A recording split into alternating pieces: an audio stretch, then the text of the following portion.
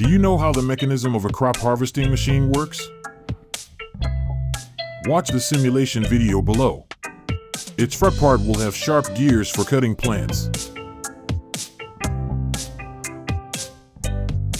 Right after those gears, there will be round shafts to harvest wheat, transferring them to a tube that leads them to a separate container.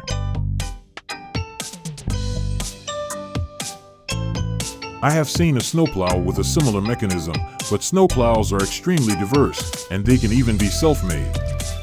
For example, this snowplow looks like a bulldozer, with the function of pushing the snow to one side. This one is only for pushing away large piles of snow. It will clear and move the snow into a container and then transfer it. This one is similar to the first one, but appears to be cleaner. Truly, we must acknowledge human creativity in creating machines that are useful for daily life.